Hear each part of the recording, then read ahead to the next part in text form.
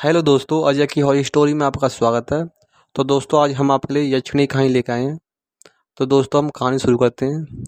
एक विनोद नाम का लड़का था, उसकी शादी हुई थी। अब वो बहुत ही गरीब था। जितना पैसा कमाता सारा अपनी पत्नी को ला के दिया करता था। फिर भी उसकी पत्नी उसके लिए ताने देती थी कि तुम पर मेरा गुजारा नहीं होता तो मेरे से शादी क्यों करी।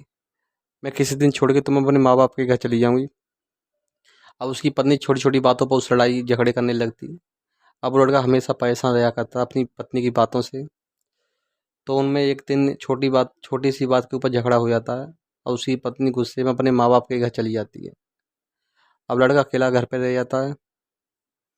अब सोचने लगता है कि ऐसा क्या करूं जो मेरी पत्नी मेरे पास आ जाए। कोई अच्छा काम करने के लिए पैसे होने चाहिए और पैसे भी है नहीं। तो वो घर से बाहर जाता है मार्केट की तरफ घूमने के लिए। तो वो उसके लिए एक रास्ते में एक बाबा मिलता है। अब बाबा मिलता है तो वो बाबा के हाथ जोड़ के उनके पैर पकड़ लेता है और बाबा से बोलता है, बाबा कोई मेरे लिए ऐसा उपाय बताओ मेरी गरीबी दूर हो जाए, मेरा खाना गुजारा अच्छा चल जाए। तो बाबा उसे मना करते हैं, तेरे बस की नहीं है, रहने दे।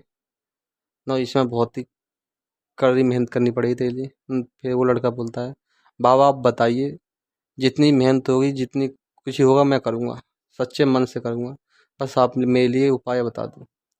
तो बाबा उसके लिए एक किताब देता है यक्षिणी साधना की, और उसमें सारा कुछ लिखा देता है। बाबा बोलता है, इसमें 3 तरह की साधना होती हैं, 11 दिन की, 21 दिन की और 41 दिन की। जो 21 दिन की होती है वो थोड़ी नॉर्मल होती है, और 41 दिन की होती है वो सबसे आसान होती है, और 11 दिन की होती है वो सबसे हार्ड होती है। तो लड़का बोलता है, बाबा बताओ फिर कौन सी साधना करूं। तो बाबा बोलता है, जिसमें तेरी मर्जी है कोई सी साधना कर ले जो कर सकते। तो बाबा के पैर छू के वो लड़का अपने घर पे आ जाता है। और बाबा उससे एक बात और बोलता है कि एक बात ध्यान रखना, तेरे को ये साधना या तो शमशान घाट में करनी पड़ेगी, या किसी जंगल में करनी पड़ेगी, या ऐसी कब्र में करनी पड़ेगी, यहाँ कोई आता जाता ना हो। तो लड़का घर पे अकेला रहता था। उसके घर पे ना कोई आता ना कोई जाता। तो उसके लिए इससे अच्छी जगह कहाँ मिलती। अब वो अपने घर पे साधना करने की 11 दिन वाली साधना करने के लिए तैयार हो जाता है। सामग्री लेके आता है बाजार से। सारी सामग्री ला के गोला काट के अब साधना करनी शुरू कर देता है। तो उसको 1 दिन हो गया करते, कुछ नहीं हुआ, ना कुछ महसूस हुआ। 2 दिन हो गए, नॉर्मल से बीते गए 2-4 दिन। उसके 5वें दिन उसने करी तो कोई वो नहीं हुआ। ना उसे कोई ऐसा लगा कि हाँ साधना करते हैं कुछ है। तो वो अपने मन में सोचने लगा, ये बाबा झूठ बोल रहा थी। तो उसने सोचा कि 5 दिन की हो गई है, 6 दिन और है, 6 दिन और करके देख लेता हूँ, मत कुछ हो जाए। तो वो 7वें दिन जैसी साधना करने बैठता है तो उसके पीछे फुसफुसाने की आवाज़ आती है। अब वो विनोद सोचने लगता है मन में, हाँ साधना का हो रहा है, हाँ साधना ये सही है, बाबा ने सही बताया। और वो डरने भी लगता है, हल्का, ज़्यादा नहीं, थोड़ा बहुत डरता है। और उसके पीछे फुसफुसाने की आवाज़ आती है। तो वो कुछ नहीं है, 7वें दिन उसकी साधना पूरी होती है। फिर उसको हौले-हौले करके 10 दिन हो जाते हैं। और 10वें दिन उसके पीछे फुसफुसाने की आवाज़ आती है, दीवारों पर नाखून खिसकने की आवाज़ आती है, और उसके शरीर में पीछे से नाखून गड़ा देती है यक्षिणी, और उसके गुप्त अंग को भी नोच देती है, खून निकलते हैं बुरी तरह से। और विनोद है का अपनी साधना नहीं तोड़ता है, अपनी साधना में बैठा रहता है। अब उसको 10 दिन पूरे हो जाते हैं। जैसे 11वें दिन करता है तो 11वें दिन में उसकी सिद्धि पूरी हो जाती है, और यक्षिणी उसके पास आ जाती है, आके बैठ जाती है और बोलती है, तुम्हारी साधना पूरी होगी, बताओ तुम मुझे किस रूप में सिद्ध करना चाहते हो। तो वो लड़का बोलता है, मैं तुम्हें प्रेमिका के रूप में सिद्ध करना चाहता हूँ। तो लड़को यक्षिणी बोलती है, मेरी 3 शर्त रहेंगी। तो लड़का बोलता है, जो भी तुम्हारी शर्तें मुझे मंजूर हैं। तो यक्षिणी बताती है, नंबर 1, तुम कभी किसी को मेरे बारे में बताना मत।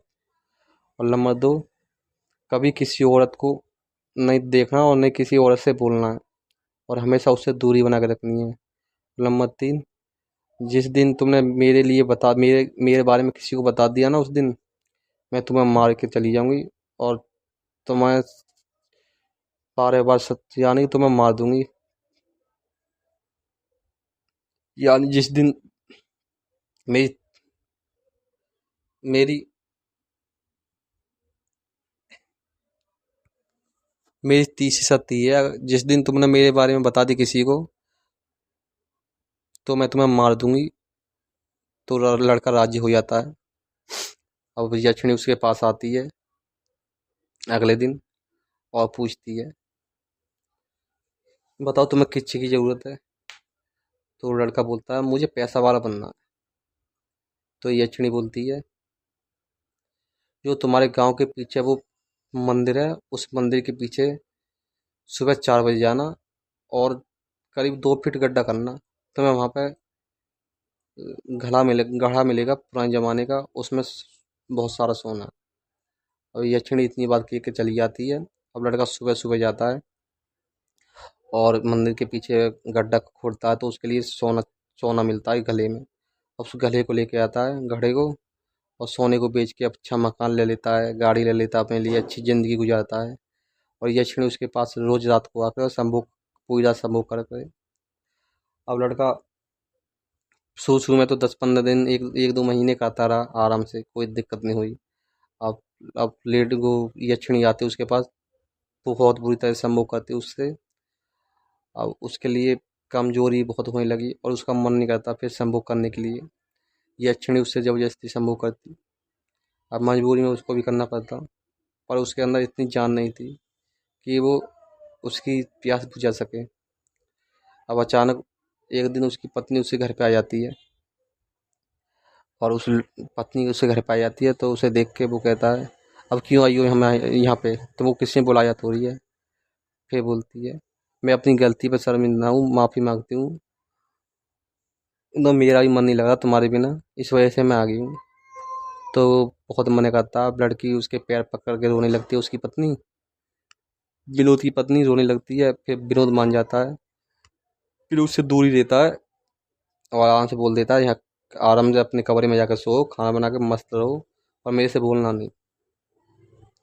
अब वो दोनों अपने अपने कमरे में सोते हैं। तो उसकी पत्नी आ जाती है उसके कमरे में और उससे बतलाने लगती है। अब विनोद उससे मना करता है।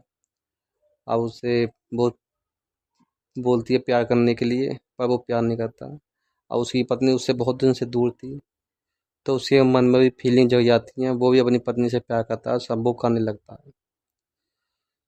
तो जैसे ही उसकी पत्नी सो जाती है तो यक्षिणी आती है और उससे बोलती है कि मैं तेरे को बोला था कि किसी पराई औरत से दूर रहना, किसी औरत की तरफ देखना भी नहीं, और तूने ये काम करा, मैं तुझे छोड़ूंगी नहीं। तो यक्षिणी क्रोधित हो जाती है, अपने लंबे लंबे नाखून और दांत निकाल लेती है और बहुत ही भयंकर रूप होता है।